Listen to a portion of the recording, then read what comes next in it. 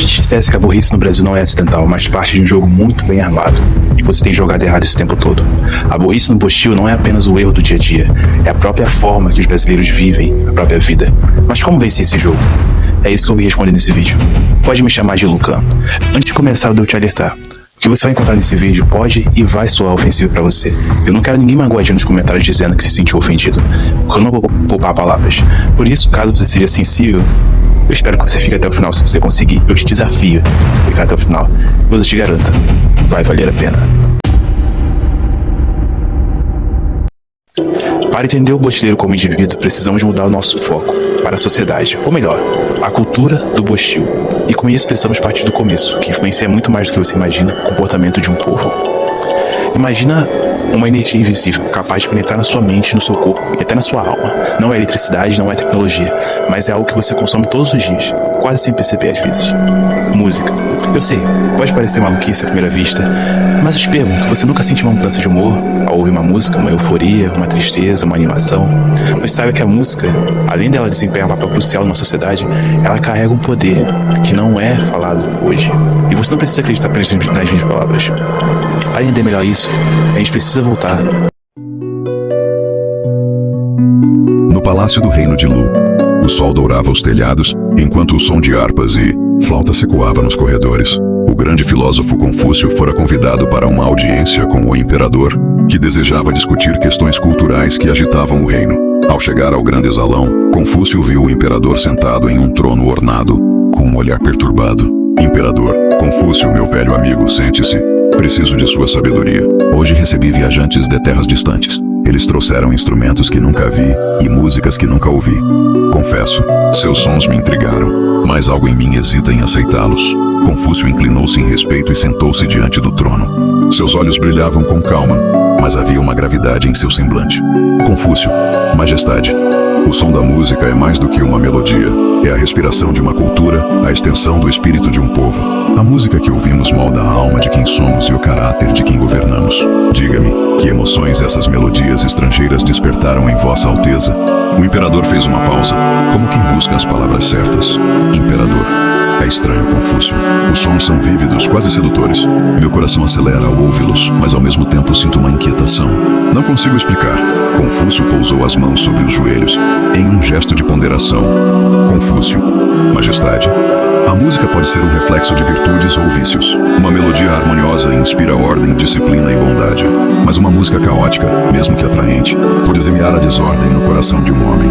Como o vento que sopra entre as montanhas, carregando sementes de terras distantes, a música traz consigo os valores daqueles que a criaram. Já imaginou o que esses valores podem fazer a seu povo?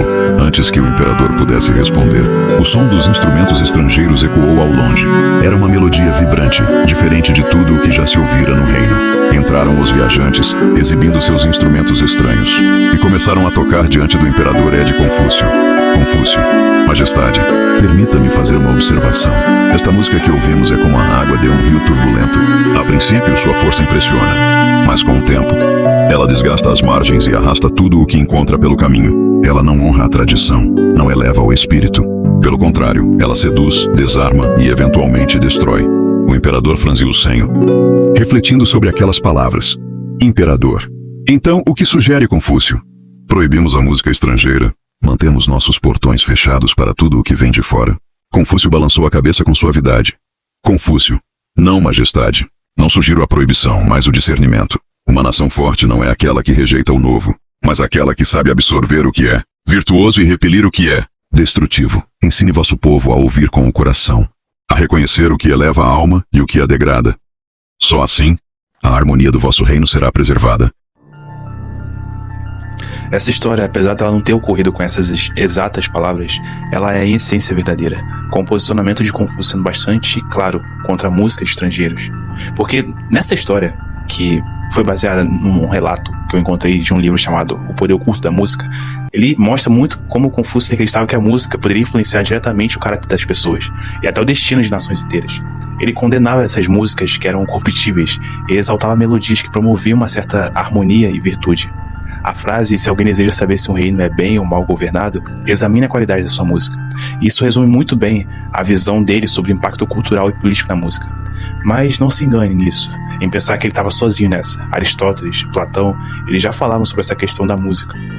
Porque afinal, em última análise, o que eles dizem, apesar de ser com palavras diferentes e em contextos diferentes, é que a música ela tem o poder de levar e degradar o indivíduo. E isso eu sei, cara, eu sei que isso pode parecer absurdo pra você que tá me ouvindo, mas eu recomendo pra você a leitura do livro O Poder Oculto da Música, porque esse livro ele explora muito a ideia de que a música não é apenas entretenimento, mas é um veículo que reflete e molda os valores de uma sociedade. E de acordo com o autor, culturas antigas como a chinesa, a grega, a hebraica, consideravam a música um fator muito determinante na formação moral e espiritual de um indivíduo e do coletivo. Mas agora você deve estar se perguntando, o que isso tem a ver com o Bostil?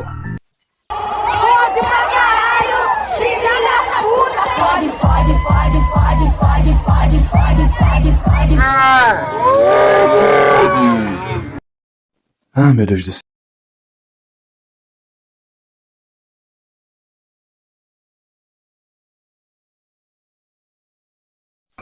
O que essas músicas comunicam é o espelho refletido na sociedade.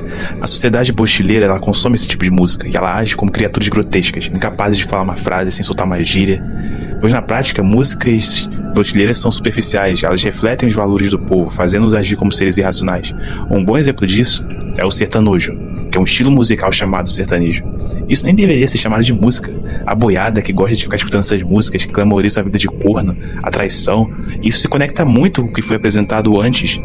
Isso apenas confirma o argumento da música, sobre a música, sobre que a música tem. Porque no Bostil qualquer cocô é música. E o pior é que esse cocô, ele viraliza na internet, esse que é o pior. E no final as pessoas se comportam como animais. Ainda tem mais uma coisa, que é a cultura do lixo sonoro chamado funk. Que outra coisa, chamar essa porcaria de música é realmente revoltante. As pessoas se comportam como bestas animalescas. E cara, pega alguma dessas músicas, analisa a letra, analisa o que ele tá passando. Será que eu vi uma música que apenas envenena a sua vida, que te estimula a ter um comportamento lascivo, que te emburrece, que te deixa triste, que enaltece a vida bandida, que não estimula você a sentir e a pensar de uma forma positiva, ou até ter uma reflexão sobre a vida e gerar algo positivo, ou que pelo menos sirva pra alguma coisa? Será que faz sentido tu ficar consumindo essas músicas? Ficar colocando pra dentro esse tipo de energia pra dentro de você?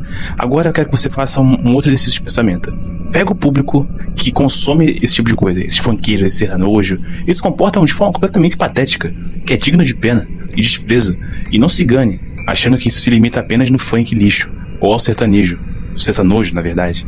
Isso também se aplica ao rock, ao rap e muitos outros estilos, porque eles também passam por isso. E aqui no Bostil, o que mais faz sucesso são esses lixos. E essa questão da música, ela se mostra muito presente também em outra área, que é a questão da educação. Diário de Lucan, 6/1 de 2025. Estou aqui no coração de algo que um dia chamaram de Brasil. Toda potência mundial. Saio na rua e olho para bibliotecas vazias, apenas com poeira no passado. As pessoas costumavam ir nesses lugares para ler. Eu olho e vejo um túmulo que representa a morte do que esse país poderia ter sido. As pessoas hoje são vazias, sem nenhuma profundidade. Fica difícil manter uma conversa sequer com qualquer pessoa. Eu olho para o prédio à minha frente e vejo a bandeira do Brasil. Ordem e progresso? Parece uma piada de mau gosto. Deveria estar escrito desordem e declínio. No centro que eu estou andando, tem uma estátua. O rosto corroído sem identidade. Ela segura um livro aberto, mas ninguém lê. É quase irônico, porque era para ser um símbolo de uma era de iluminação. Agora é um monumento ao esquecimento. É como um grito preso no tempo. Aqui jaz um povo que um dia quis saber. E as crianças? As crianças, lá estão elas no campo, rasgando folhas como se fossem brinquedos descartáveis. Hoje é o Dia Nacional da Purificação, é assim como chamam, é feriado. É uma celebração dedicada, como eles dizem, os anúncios na internet de limpar as mentes do peso do passado. Talvez essas crianças nem saibam que aquelas folhas foram feitas para ensinar. Mas quem pode culpá-las? Elas foram ensinadas desde cedo a agirem assim. Enquanto isso, os adultos erguem seus celulares como se fossem tochas, iluminando nada. É quase poético. Não, na verdade é trágico. Eu me deparo com uma folha amassada no chão escrita: aqui jaz um povo que o dia quis saber. Eu ando em direção ao centro e me deparo com ele.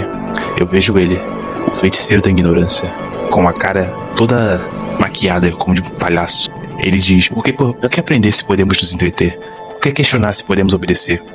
O que me enoja não é ele falar, é ver a multidão aplaudir. Eles olham para ele como se fosse um salvador, mas eu vejo que ele é de verdade. Um carcereiro, uma prostituta que se vende ao sistema, deixando as pessoas presas. Só que as grades da prisão são invisíveis, feitas de distração e apatia. E eu me pergunto, será que eles sabem?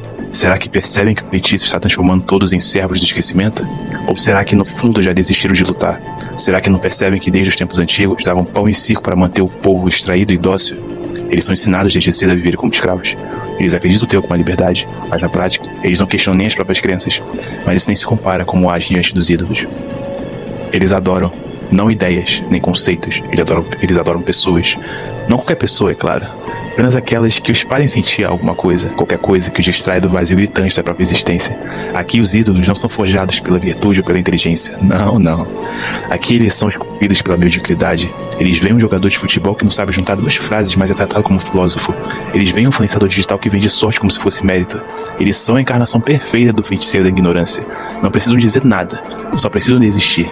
Isso basta para que o povo os erga como se fossem altares invisíveis, enquanto as verdadeiras vozes se perdem no ruído e no esquecimento. Eu olho para isso e não consigo evitar a pergunta: por que eles adoram eles? Por que se agarram tão desesperadamente a figuras que refletem tudo o que eles próprios não conseguem ser?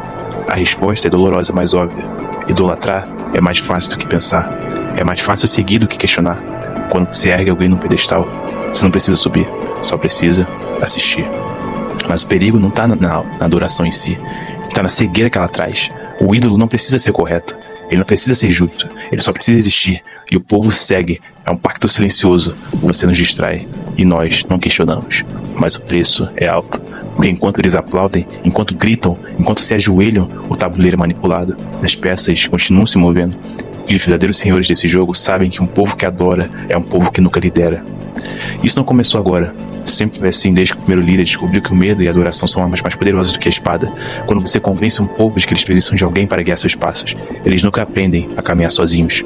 É um ciclo que só se quebra quando alguém tem coragem de olhar para cima, para o pedestal e dizer não. Mas quem vai dizer isso? Quem vai desafiar o feiticeiro da ignorância? O maestro das massas? Quem vai apontar para o vazio que eles chamam de ídolos e exigir algo mais? Alguém? Qualquer um? Eu olho ao redor e vejo ninguém. Eu me olho no espelho e às vezes penso, poderia ser você liderando essas pessoas a se libertarem. Mas eu me lembro das aulas de história que eu tinha quando eu estava na escola. E uma frase de uma abolicionista de escravos me vem à cabeça. Eu teria libertado mais 1.000 escravos se eles soubessem que eles eram escravos. No final, talvez não seja a idolatria que destrói. Talvez seja o silêncio. Porque enquanto todos aplaudem, ninguém fala. E o jogo, como sempre, continua o mesmo. O silêncio é ensurdecedor, não porque não há vozes, mas porque as que importam estão caladas. Os aplausos continuam, as luzes brilham e o feiticeiro da ignorância comanda o espetáculo. Mas em algum lugar, lá no fundo, algo se move, algo pequeno, quase insignificante, mas que o sistema teme com cada fibra da sua existência. O jogador consciente. Eles sabem disso, eles sempre souberam. É por isso que as sombras na caverna são projetadas com tanto cuidado. É por isso que o maestro ele ajusta cada nota da sua melodia hipnótica. É por isso que o feiticeiro levanta sua varinha. Por isso que ele, com seus espetáculos atraentes, ele enfeitiça as massas. Porque a maior ameaça ao jogo não é uma revolta barulhenta, é o silêncio da mente que começa a pensar. Eles querem que vejamos um tabuleiro como inevitável, que você acredite que as regras não podem ser mudadas, que você aceite o papel que lhe foi dado, que é o único papel possível. Mas e se não for? E se em vez de aplaudir você começasse a observar? E se em vez de dançar o som da sociedade, você aprendesse a tocar sua própria música? E se, em vez de adorar os ídolos, você começasse a decidir ser algo que ninguém pode ignorar? Uma mente livre. O sistema não teme a rebelião, ele a espera, ele sabe como lidar com ela.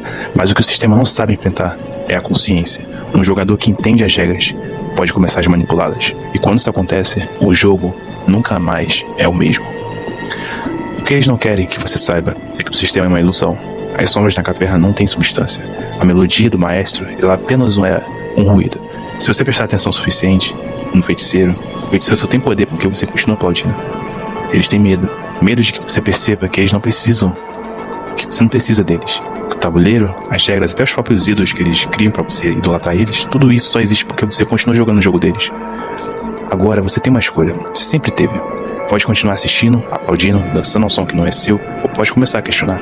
Pode começar o tabuleiro pelo que ele realmente é. E quando fizer isso, algo incrível vai acontecer. O jogo vai começar a mudar. Eles sabem disso. É por isso que tem tanto medo. Não de você gritar, não de você lutar, mas de você pensar. Porque um jogador consciente não segue as regras, ele reescreve. Então você está pronto para ver o tabuleiro como ele realmente é? Porque uma vez que você enxergar, não há como voltar atrás. E talvez, apenas talvez, seja exatamente isso que o sistema teme. Portanto, se você chegou até aqui, é bom você repensar se vale a pena para você continuar. Porque, do contrário, essa informação não vai fazer sentido para você.